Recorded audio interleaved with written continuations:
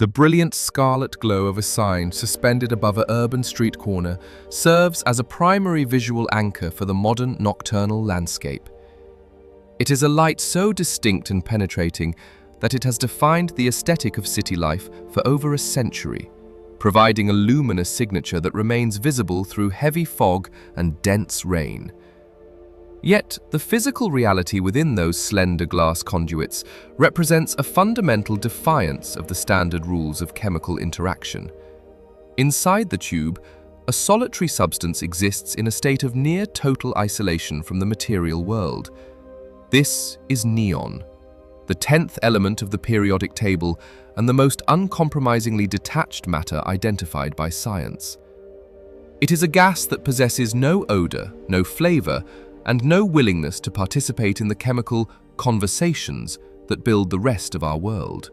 While other elements are constantly seeking to bond, share, or steal electrons to form molecules, neon exists as an atomic hermit, a substance that refuses to combine with any other element under normal planetary conditions.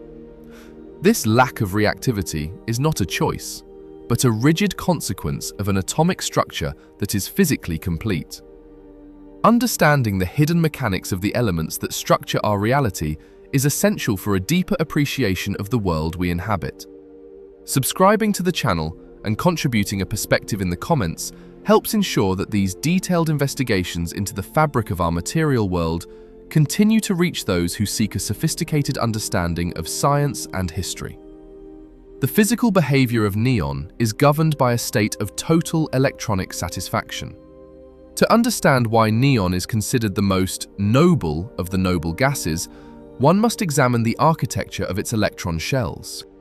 Every atom in the universe operates under the physical pressure to achieve a stable configuration, often referred to as the octet rule. For most elements, this means their outer electron shells are incomplete, leaving gaps that act like open docking ports. These gaps drive the atoms to react with others, creating the molecules of water, steel, and living tissue. Neon, however, possesses 10 protons and 10 electrons. 2 of these electrons occupy the inner shell, while the remaining 8 perfectly fill the second shell. In the language of atomic engineering, neon is a completed jigsaw puzzle. There are no vacancies to accept new electrons, and no loose particles to be shared with neighbors. This full shell configuration creates an energetic barrier that is nearly impossible to breach. Consequently, neon does not burn because it will not react with oxygen, it does not corrode because it will not bond with metals, and it cannot support life because it will not engage with biological enzymes. It is a chemical ghost, drifting through our environment as a collection of solitary, independent atoms that bounce off everything they strike without leaving a trace. This inherent detachment is precisely what makes neon an ideal candidate for industrial lighting. In a standard incandescent bulb, a metal filament is heated until it glows, a process that eventually causes the metal to evaporate and the bulb to fail. In a neon light, there is no solid part that is consumed. The process is entirely gaseous and kinetic. To create the glow, a glass tube is first bent into a specific shape by a skilled artisan and then subjected to a rigorous vacuum process. A vacuum pump removes the heavy nitrogen and oxygen of the atmosphere, leaving behind an empty space that is then backfilled with a small amount of high-purity neon gas. The pressure inside these tubes is remarkably low, often less than % of the atmospheric pressure at sea level. This thin distribution of atoms is necessary to allow the electrons to travel long distances without being constantly blocked by atomic traffic. The transformation from a clear, invisible gas to a source of vivid light is a masterclass in the management of subatomic energy states. At each end of the glass tube, a metal electrode is sealed. When a high-voltage transformer applies a charge of several thousand volts across these electrodes, it creates an intense electrical field. This field acts as a subatomic particle accelerator. Stray electrons within the tube are pulled with immense force toward the positive terminal, gaining massive kinetic energy as they fly through the thin neon mist. When one of these high-velocity electrons strikes a neon atom, a physical collision occurs that disrupts the atom's internal equilibrium. To explain this on the fingers, the impact does not break the neon atom, but it provides enough energy to ___4__ one of its electrons into a higher, more distant orbital. This is like lifting a heavy ball and placing it on a high shelf. The electron is now in an excited high-potential state, but it is unstable. The laws of thermodynamics dictate that the electron must return to its lowest energy state, or ground state, as quickly as possible. As the electron __5__ back down to its original position, it must shed the excess energy it gained during the collision. It does so by emitting a single packet of light, known as a photon. The brilliance of neon lies in the specific __6__ of its energy levels. Because the gaps between neon's electron orbitals are fixed by the laws of quantum mechanics, the photons emitted always possess the same specific wavelength.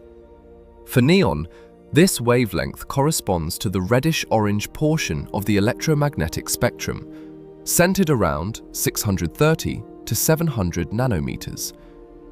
This is why a true neon tube, containing only pure neon gas, can never produce any color other than scarlet.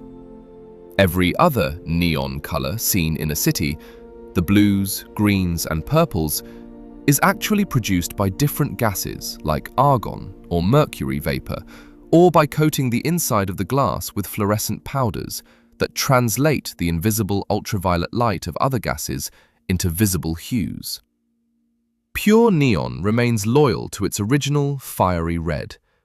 The sociopathy of neon, its total refusal to interact, is what allows this process to continue for decades without interruption.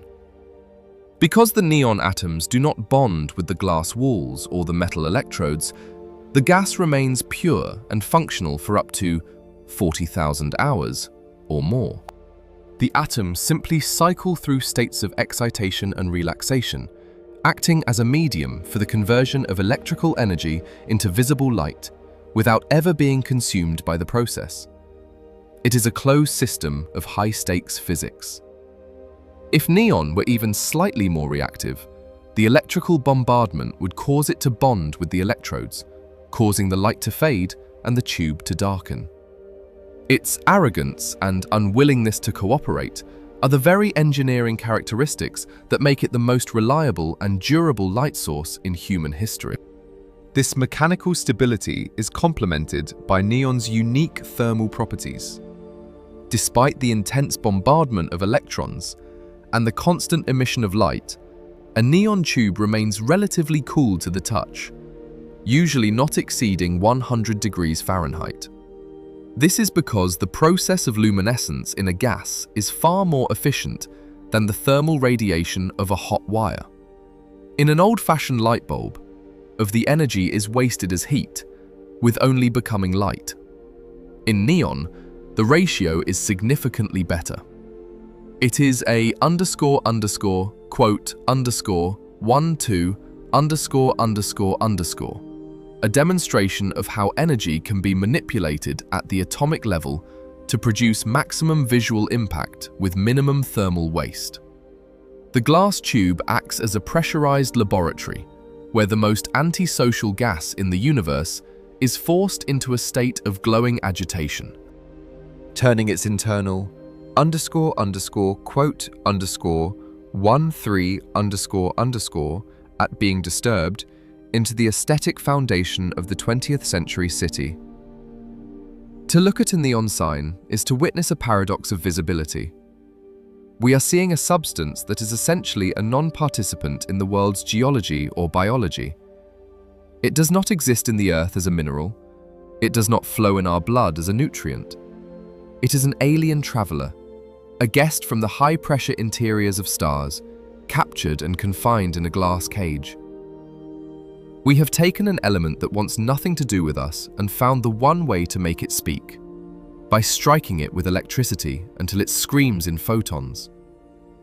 The red glow is the visual record of that struggle, a shimmering bridge between the silent, inert nature of the 10th element and the high-energy demands of human civilization. Neon remains a lonely recluse, even as it stands at the center of the brightest streets on the planet, reminding us that the most striking things in the universe are often those that refuse to belong to anything but themselves. Every scarlet tube is a monument to the physical absolute of atomic completion, a piece of the cosmos that has been tamed by engineering but never conquered by chemistry. The physical presence of neon on Earth represents a profound statistical anomaly, a narrative of cosmic abundance contrasted with planetary poverty. While the average person perceives neon as a standard industrial commodity used for commercial signage and high-tech manufacturing, it is, in reality, a rare and elusive trophy salvaged from the Earth's atmosphere. To understand the origin of the 10th element is to look beyond the boundaries of our solar system and into the high-pressure nuclear laboratories of the most massive stars in the galaxy. In the grand inventory of the universe, neon is the 5th most abundant element by mass, trailing only behind hydrogen, helium, oxygen, and carbon. It is more common in the cosmos than iron, silicon, or magnesium. However, through a sequence of gravitational and thermal accidents, Earth became a neon desert, leaving the human species to extract this __quote _14___ from the very air they breathe, through a process of extreme cryogenic distillation. The biography of a neon atom begins in the terminal stages of a star possessing at least 8 times the mass of the Sun. In these gargantuan celestial furnaces, the process of nuclear fusion operates as a hierarchical ladder. For millions of years, the star consumes hydrogen to create helium. When the hydrogen is exhausted, the core contracts under the weight of its own gravity, raising the internal temperature to approximately 200 million degrees Fahrenheit, allowing helium to fuse into carbon and oxygen.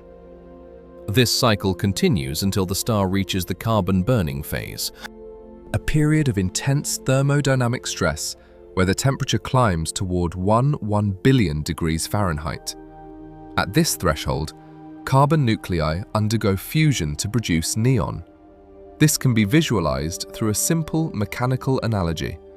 The star acts as a cosmic pressure cooker that has been cranked to its maximum setting. The intense heat forces the carbon atoms to overcome their natural electromagnetic repulsion and, merging to form the more complex structure of neon. This, 16 phase is a fleeting moment in the life of a massive star, often lasting only a few centuries, a mere blink of an eye in a life cycle spanning millions of years. Despite its brevity, the process is incredibly prolific, saturating the star's interior with the 10th element. When the star eventually reaches the end of its nuclear options and collapses into a supernova, it does not merely disappear. It functions as a celestial shotgun, spraying its internal inventory of neon, oxygen, and carbon into the interstellar medium at speeds exceeding 20,000 miles per second. The neon found on Earth today is essentially the __17__ from these ancient explosions, drifting through the vacuum of space for eons as part of massive, cold clouds of gas and dust. The reason Earth is so neon-poor, despite this universal abundance, lies in the specific conditions of the solar system's birth, approximately 4.6 billion years ago. As the solar nebula began to flatten into a disk and the planets began to coalesce, the distribution of elements was dictated by the __18__, a temperature boundary that determined which materials could remain solid and which would stay as gases. To explain this on the fingers, neon is the ultimate underscore underscore quote underscore 19 underscore underscore traveler. Because it is a noble gas, it refuses to bond with other atoms to form heavy minerals or liquid H2O. While elements like iron and silicon bonded together to form the rocky foundation of the Earth, neon remained a solitary vapor. During the earliest stages of the planet's formation, when the Earth was a roiling ball of molten rock, the intense heat and the lack of a stable magnetic field allowed the solar wind to sweep the primitive atmosphere clean. Neon, being lightweight and chemically unattached, was among the first to be quote underscore 20 underscore into the outer reaches of the solar system. This created a sharp divergence between the terrestrial planets and the gas giants. Planets like Jupiter and Saturn, possessing immense gravitational fields and forming in the colder regions of the nebula, were able to capture and hold on to the primordial neon of the universe. On Earth, however, the neon that we possess today is not a leftover from the planet's birth, but rather a trace amount that was either trapped in the deep crust or delivered later by icy comets. The concentration of neon in the Earth's atmosphere is remarkably low, approximately 18 parts per million. To visualize this scarcity, imagine an entire football stadium filled with 65,000 spectators. In this crowd, only one single person represents a neon atom, while everyone else represents nitrogen or oxygen.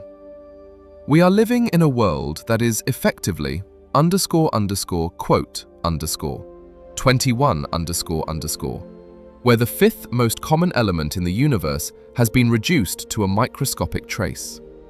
The industrial extraction of neon is, therefore, an exercise in atmospheric mining, a feat of engineering that requires the processing of thousands of tons of air to produce a few liters of gas. This is achieved through the process of fractional distillation of liquid air.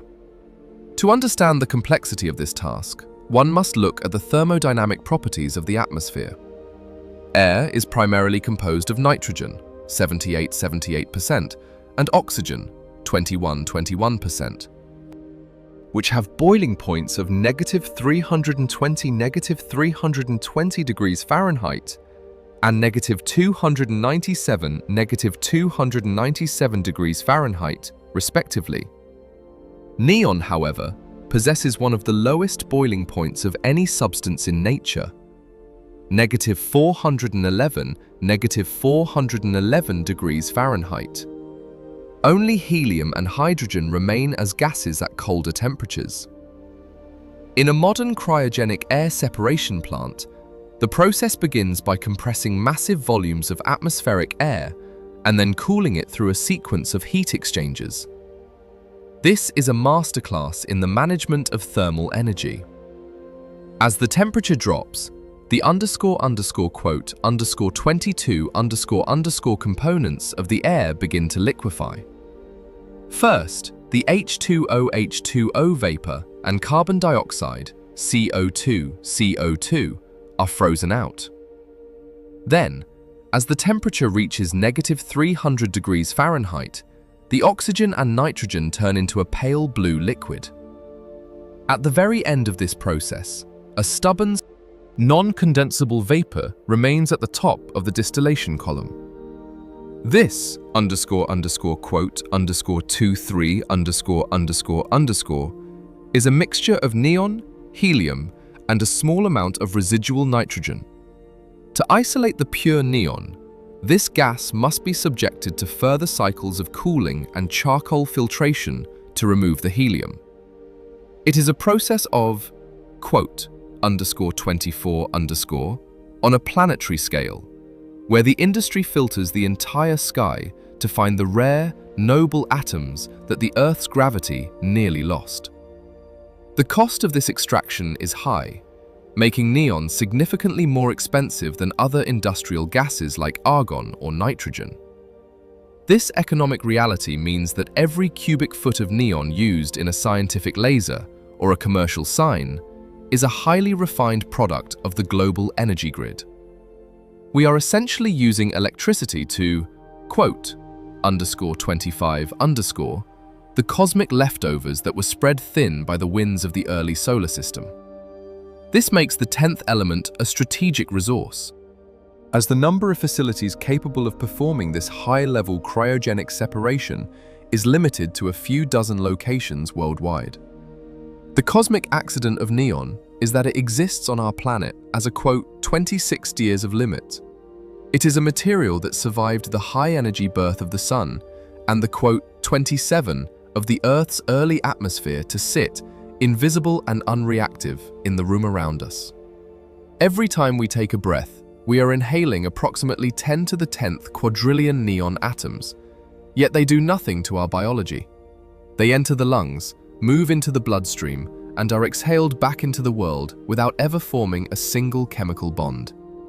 They are the most indifferent travelers in our respiratory system, serving as a constant, silent reminder of the star that died 5 billion years ago to create them.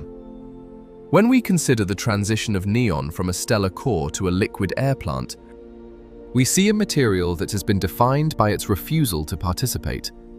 It refused to sink into the Earth's core with the iron. It refused to bond with the oxygen to form rocks. And it refused to stay on the planet when the solar wind began to blow.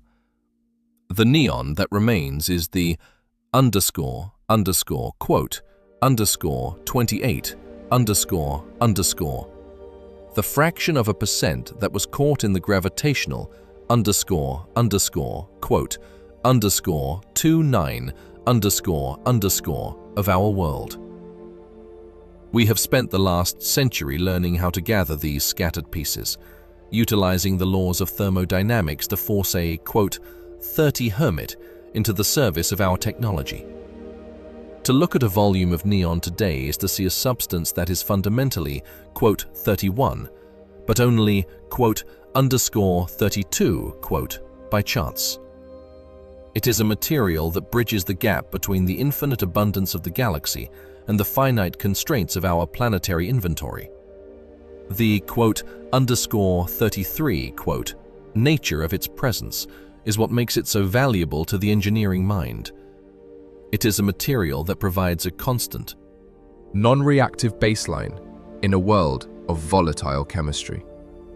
Neon is the stellar guest that almost left the party before the doors were locked, and we are the curious observers who have learned how to find it in the quote, 34 of the atmosphere, turning a cosmic rarity into the glowing pulse of our high-tech civilization.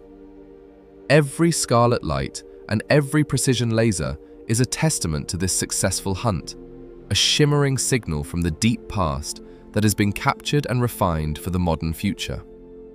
The formal identification of neon at the close of the 19th century was characterized by a period of profound chemical anticipation, marking the moment when the missing pieces of the physical world were finally forced out of the invisibility of the atmosphere. In the summer of 1898, the Scottish chemist William Ramsay and his colleague Maurice Travers were engaged in what can be described as a process of molecular archaeology. They were systematically dismantling the air itself, seeking the hidden elements that the newly formulated periodic table suggested must exist between the weights of helium and argon. To understand the engineering of this discovery, one must examine the technique of fractional distillation of liquid air, a method that treats the atmosphere not as a single gas, but as a complex mixture of substances with distinct boiling points. In their London laboratory, Ramsay and Travers utilized a sample of air that had been pressurized and cooled to the point of liquefaction, reaching temperatures near -320 degrees Fahrenheit. The process of finding neon was an exercise in extreme patience and thermal management. As the liquid air was allowed to slowly warm, the different gases began to, quote, 35 at their specific transition temperatures. This is comparable to a crowded auditorium where the audience is instructed to leave through a single door, one row at a time, based on the specific weight of their clothing. The nitrogen and oxygen departed first, leaving behind a small, concentrated residue of heavier noble gases. On June 12, 1898, after repeatedly distilling this remaining liquid, the researchers captured a small volume of gas that remained after the argon had been removed. To identify the substance, they placed it within a vacuum-sealed glass tube, equipped with 2 electrodes, and applied a high-voltage electrical current. The resulting phenomenon was a total departure from the expectations of the scientific community.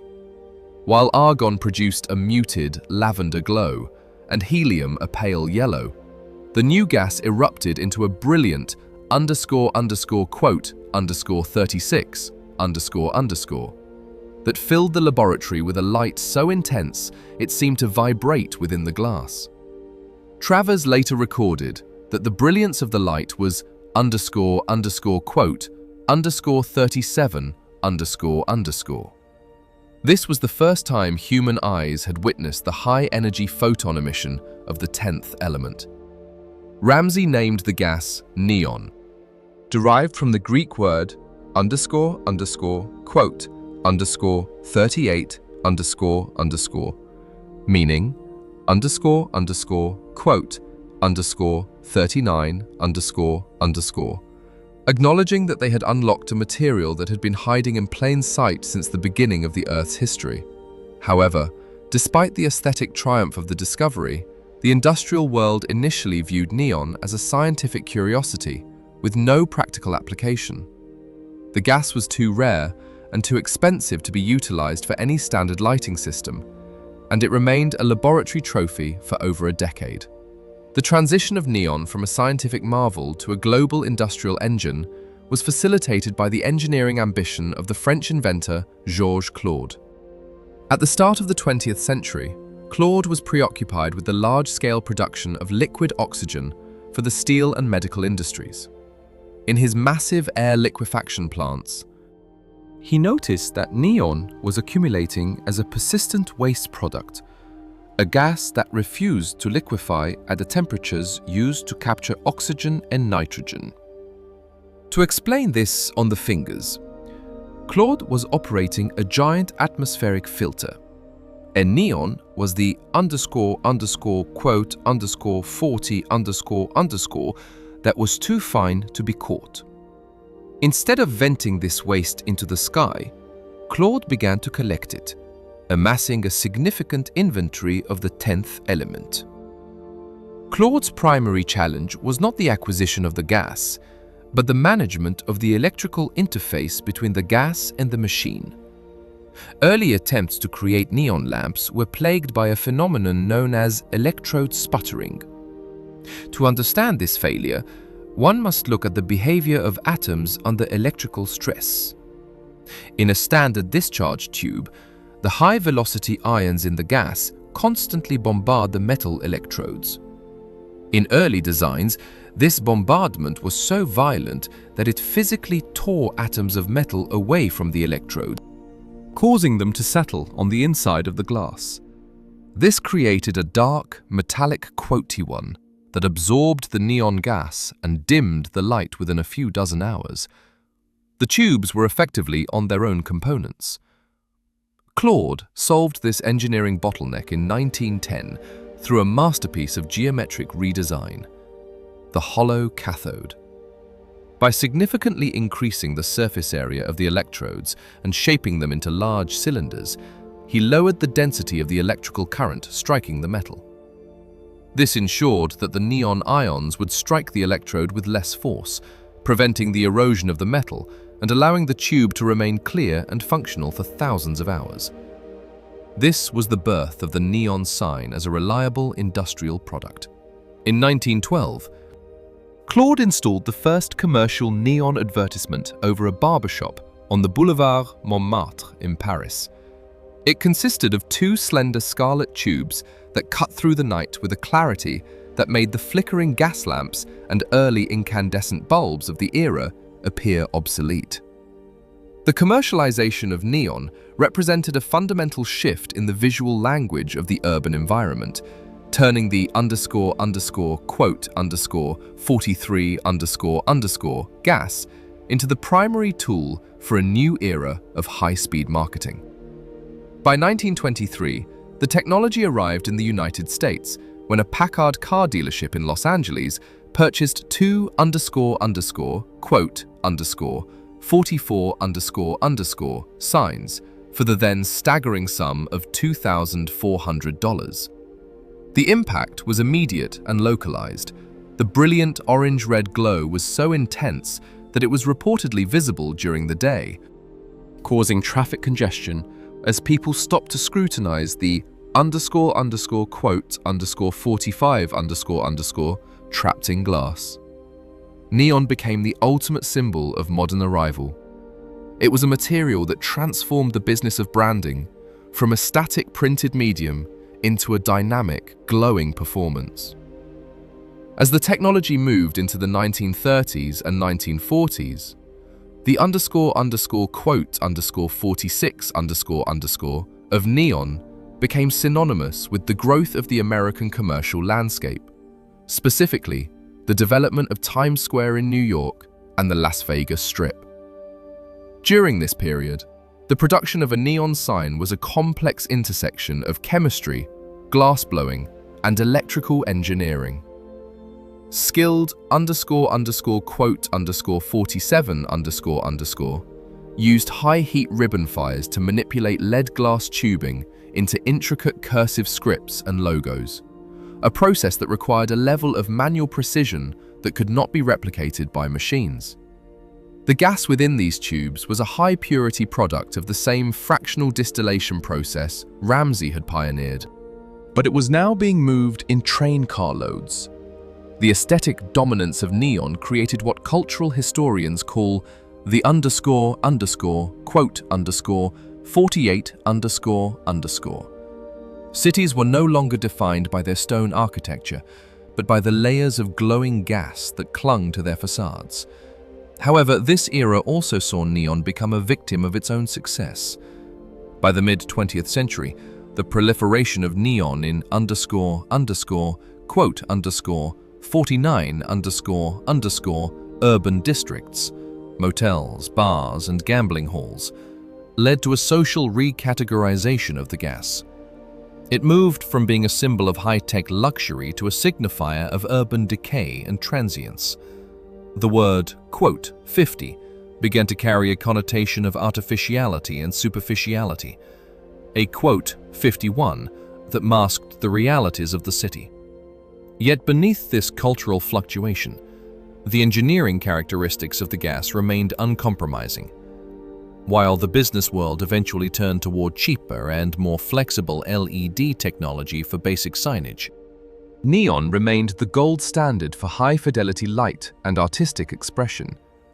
The quote 52 of neon is the story of how an element that Ramsay found in a dark laboratory became the pulse of the 20th century metropolis. It was the first material to prove that the atmosphere was not just a void to be breathed, but a warehouse of high-performance components that could be harvested to redefine the boundaries of human visibility. To look at the history of neon is to see a material that forced its way into the human story through sheer visual intensity. We moved from the quote 53 red glow in a London test tube to the towering advertisements of Las Vegas, and finally to a state of nostalgic appreciation for the craft of the glass bender. Neon was the material that taught us that we could use electricity to quote 54 the vacuum, forcing the most antisocial atoms in the universe to provide the light for our commerce and our art. It remains a material of absolute physical standards. It does not fade, it does not react, and its color is a fixed constant of the universe. The scarlet glow of a vintage sign is a direct link to that first discovery in 1898. A permanent reminder that the quote 55 element was actually an ancient traveler that had been waiting for the mastery of the vacuum and the spark of the electrode to finally reveal its fiery identity to a world of shadows.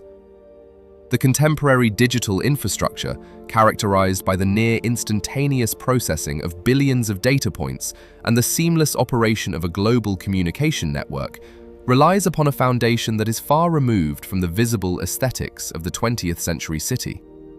While the public perception of neon remains tied to the nostalgic glow of commercial signage, the true industrial weight of the 10th element is currently localized within the most precise manufacturing environments ever engineered by the human species.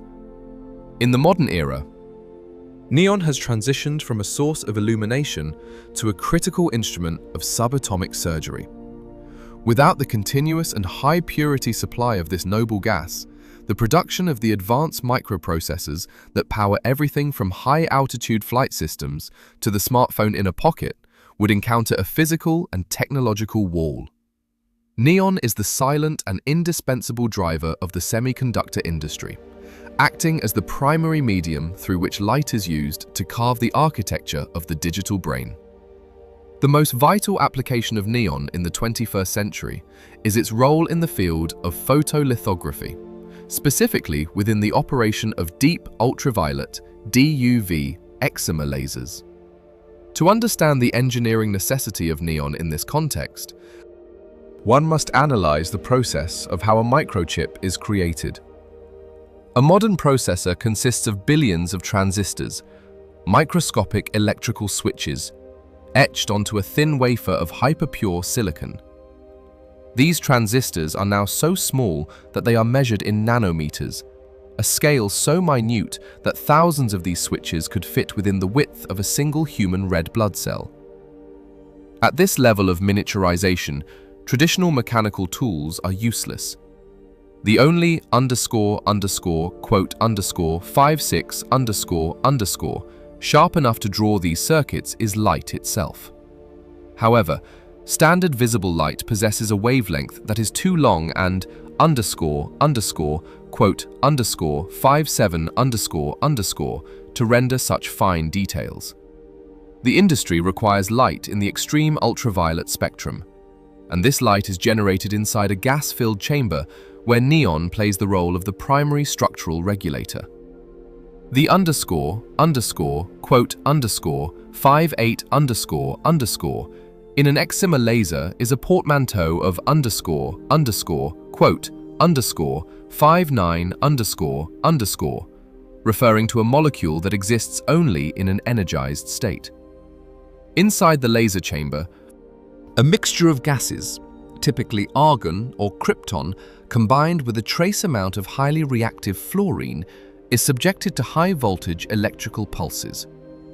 In this high-energy environment, the atoms are forced into a temporary bond, creating the excimer molecule. When this molecule inevitably breaks apart a few nanoseconds later, it releases a burst of monochromatic light with a wavelength of exactly 193 nanometers for argon fluoride or 248 nanometers for krypton fluoride.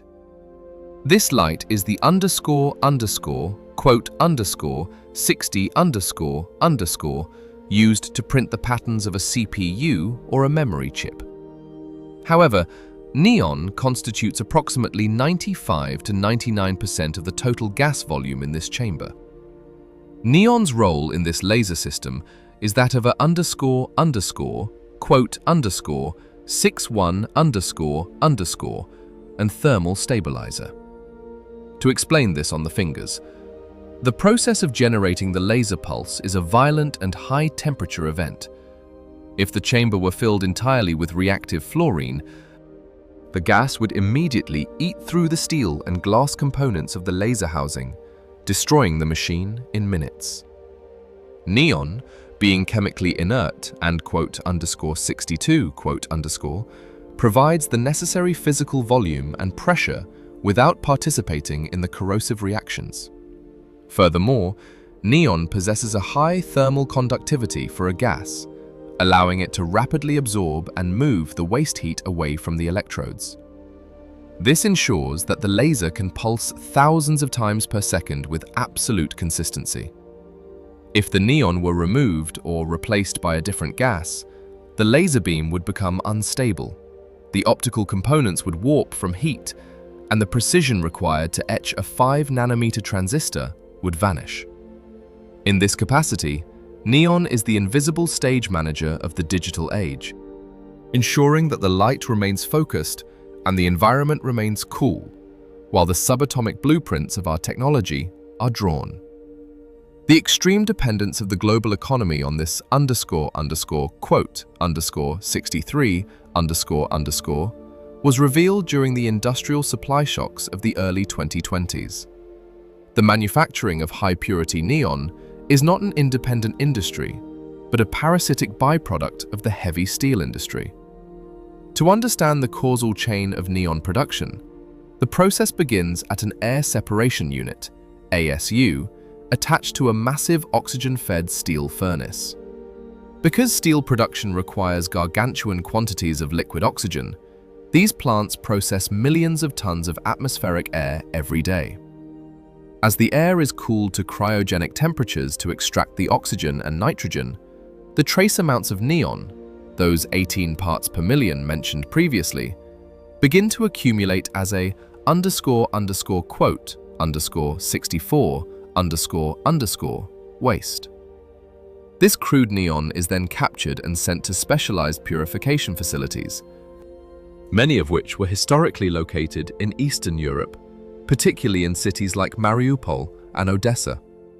When these facilities were compromised by geopolitical conflict, the world realized that the entire high-tech sector was tethered to a handful of aging steel mills. The price of neon spiked by over 600% in a matter of weeks, threatening to halt the assembly lines of the world's most advanced semiconductor foundries. This crisis highlighted the precarious nature of our technological progress. The most sophisticated silicon brains on the planet are entirely reliant on a gas that is literally, quote, 65 out of the air, as an afterthought of making iron beams and railroad tracks. We have built an elite digital civilization upon a foundation of industrial leftovers, utilizing the rare noble atoms that the heavy industry of the past unintentionally collected for us. Beyond the clean rooms of the semiconductor world, neon acts as a quote 66 refrigerant in the field of cryogenics. While liquid helium is the gold standard for reaching temperatures near absolute zero, it is expensive and difficult to maintain. Liquid neon provides an alternative that is significantly more efficient for specific industrial cooling tasks. On a volume-for-volume basis, liquid neon has over 40 times the refrigerating capacity of liquid helium and 3 times that of liquid hydrogen. This makes it an ideal medium for cooling high-temperature superconductors and specialized infrared sensors. To explain this on the fingers, liquid neon is like a quote 67 that stays cold longer and requires less energy to maintain its state than its more famous noble neighbors. It is used to cool the highly sensitive cameras on satellites and the infrared detectors in advanced aerospace systems, allowing these machines to quote 68 heat signatures against the cold background of space or the upper atmosphere. The 10th element also serves as a critical safety component in the high-voltage electrical grid. Because neon has a very specific and low breakdown voltage, it is used in the construction of lightning arresters and voltage surge protectors. Inside these devices, a small chamber of neon gas acts as a silent sentry. Under normal operating conditions, the neon is an insulator, refusing to conduct electricity. However, the moment a massive surge of voltage, such as a lightning strike, hits the power line, the neon gas ionizes instantly, turning into a conductive plasma. This plasma provides a low-resistance path that funnels the dangerous energy safely into the ground, protecting the transformers and the sensitive electronics of the surrounding neighborhood. Once the surge passes, the neon atoms immediately return to their neutral state, and the quote 69 closes. It is a self-resetting, solid-state safety valve that relies on the predictable behavior of a gas that refuses to stay disturbed for long. In the medical sector, The precision of the neon fluoride laser is utilized for the correction of human vision. LASIK and other refractive eye surgeries use these excimer lasers to physically reshape the cornea with sub-micrometer accuracy. The laser pulse does not, quote, 70 the tissue in the traditional sense. Instead, the high-energy photons break the molecular bonds of the corneal protein, causing the tissue to vaporize in a process called photoablation. This allows a surgeon to remove layers of the eye that are thinner than a wavelength of light, correcting the curvature of the lens without damaging the surrounding cells. Every successful surgery that allows a person to see clearly without the aid of glasses is a direct result of the stable, neon-buffered light that was first observed in a London laboratory over a century ago. The quote 71 of neon is characterized by a shift from the macroscopic to the microscopic. We have moved from using neon to define the boundaries of the night to using it to define the boundaries of the possible. It is a material that performs its most important work when it is invisible and confined within the steel chambers of a laser or the cryogenic pipes of a satellite. Neon is the element that proved that quote 72 is not just a chemical trait, but an engineering advantage. Its refusal to bond, its stable thermal profile, and its unique relationship with electricity have turned it into the ultimate regulator for a high-speed, high-precision world. Every line of code processed by an artificial intelligence, every pixel on a high-definition screen, and every precise medical incision made by a robotic arm is enabled by the presence of this solitary gas. Neon remains the quote 73 recluse of the periodic table, doing the most difficult and demanding work of our era while refusing to leave even a single chemical footprint on the materials it helps to shape. Without the 10th element, the digital revolution would be a collection of blurred edges and overheated circuits. With it, we have the clarity and speed to build a future at the scale of the atom. The concept of a legacy is traditionally defined by the endurance of structures and the preservation of records. Yet the most permanent testament to the human era is a substance that possesses no physical form on the Earth's surface and leaves no mark upon its geology. While the previous historical and industrial chapters of neon's biography focus on its transition from a scientific curiosity to a tool of subatomic precision, the ultimate reality of the 10th element is characterized by an absolute and terrifying state of independence from the passage of time. Neon is the only material utilized by human civilization that is fundamentally immune to the laws of aging, decay, and chemical transformation. It is an element that possesses neither a past nor a future, in the sense that biological or metallic entities do.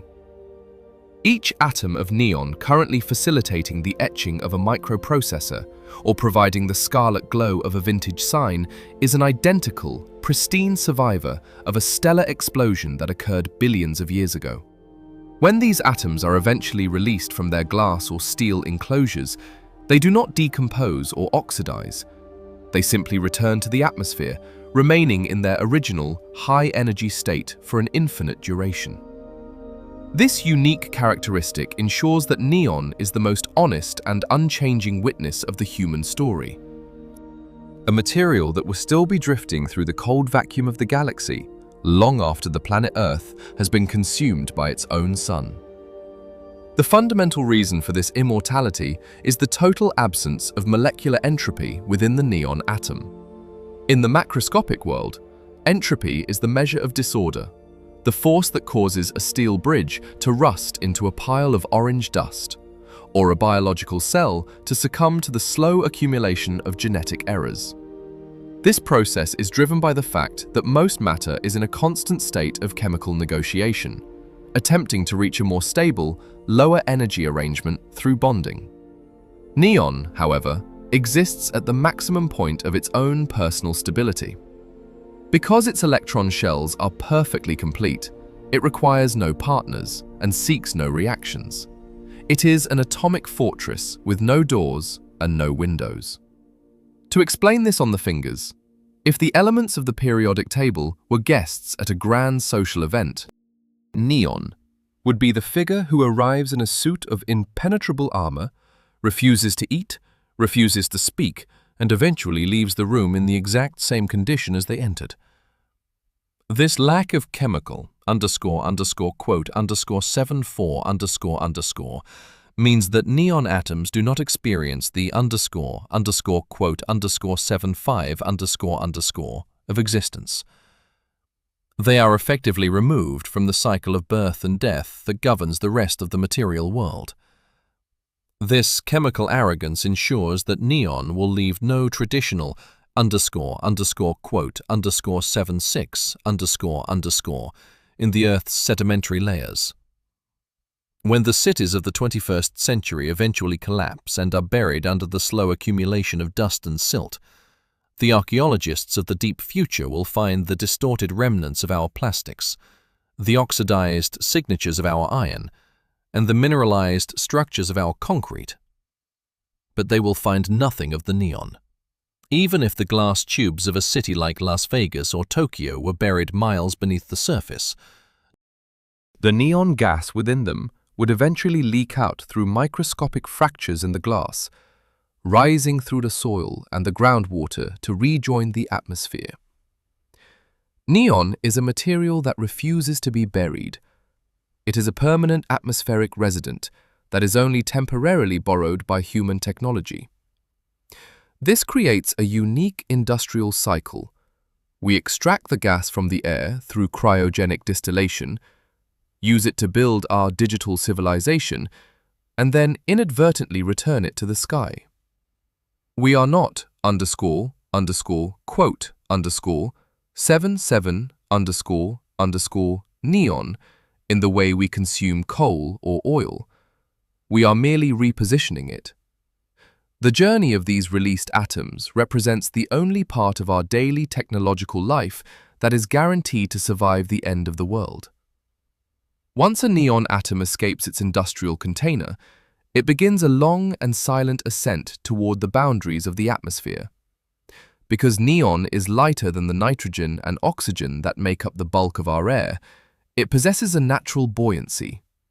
However, unlike helium, which is light enough to be stripped away by the solar wind and lost to space almost immediately, neon is heavy enough to be held by the Earth's gravitational field. It settles into a state of permanent atmospheric suspension, circulating through the winds and the clouds for millions of years. It becomes part of the quote, 78 of the planet, a chemical record of our presence that cannot be erased by rain, wind, or fire. This persistence extends beyond the boundaries of our planet, through the presence of neon in the propulsion systems and sensors of deep space probes. While most of the materials in a probe like Voyager or New Horizons will eventually be eroded by the bombardment of high-energy cosmic rays, the neon atoms trapped within their instruments remain unaffected. In the vacuum of interstellar space, where temperatures hover near absolute zero, the chemical indifference of neon becomes its greatest engineering asset. It does not freeze into a solid. It remains a mobile, solitary particle, serving as a silent passenger on a one-way trip into the eternal night. These probes carry the chemical signature of our era into the depths of the galaxy, providing a permanent, non-reactive record of a civilization that learned to harvest the noble gases of its atmosphere. The quote 79 that neon provides is most vividly observed when considering the eventual fate of the solar system. In approximately 5 billion years, the Sun will exhaust its primary supply of hydrogen and begin to expand into a red giant. During this transition, the Earth's surface temperature will rise to thousands of degrees Fahrenheit, causing the oceans to evaporate and the crust to liquefy into a global sea of magma. In this environment, every biological record and every monument of stone or steel will be vaporized, their molecular bonds shattered by the intense solar radiation. However, The neon atoms will remain physically unchanged. Because they were born in the heat of a star far more massive than the Sun, the thermal energy of the red giant phase is insufficient to disrupt their nuclear or electronic structure. As the Earth is eventually consumed by the solar atmosphere, the neon that once provided the light for our advertisements and the precision for our microchips will be liberated from the planet's gravity. The atoms will be returned to the interstellar medium, drifting through the vacuum once more as the same stable, noble particles they were at the beginning of time. To explain this on the fingers, the stellar guest that was caught in the gravitational cracks of our world for 4.5 billion years will finally be released from its terrestrial prison. These atoms will drift through the galaxy for eons, perhaps eventually being drawn into the gravitational pull of a new nebula to seed the formation of a different star and a new planetary system. They will carry with them no memory of the 21st century cities they illuminated or the high-speed processors they helped to create. They will remain as pure and as indifferent as they were in the first seconds of their creation. This cosmic perspective reveals the ultimate irony of neon's role in human history. We have imbued this gas with the power to represent our most vivid desires, our commerce, our art, and our technological progress. Yet the gas itself is entirely incapable of caring for our intentions. It does not want to glow scarlet, and it does not want to protect a laser. It simply follows the laws of quantum mechanics and atomic stability with a degree of consistency that renders human ambition irrelevant. Neon is the element of the absolute baseline, a substance that provides a constant reference point in a world of variables. We have built our nocturnal aesthetics and our digital infrastructure around a material that is effectively a liquid mirror, reflecting not our faces, but the uncompromising and eternal laws of the universe. The legacy of neon is therefore a lesson in the permanence of the atomic world versus the transience of the biological world. Every scarlet light we see today is a fragment of the ultimate future, a material that will still be drifting through the ruins of our world long after the last human voice has been silenced. Through its role in signage, neon taught us how to dominate the night. Through its role in lithography, it gave us the power to build a world at the scale of the atom. And through its role in cryogenics, it allowed us to see into the infrared depths of the cosmos. It is the brilliant recluse that did the most difficult work of our era, while refusing to leave even a single chemical footprint on the history it helped to shape.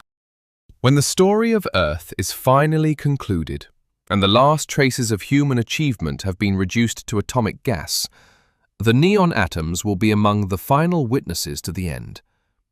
They will have survived the transition from a supernova to a London laboratory, from the Las Vegas Strip to a semiconductor cleanroom, and finally from a scorched planet back to the stars. Neon is our most honest biographer, because it does not lie about the passage of time. It simply refuses to participate in it. It remains the eternal sentry, a shimmering, noble thread of order that connects the beginning of the stars to the ultimate future of an empty universe.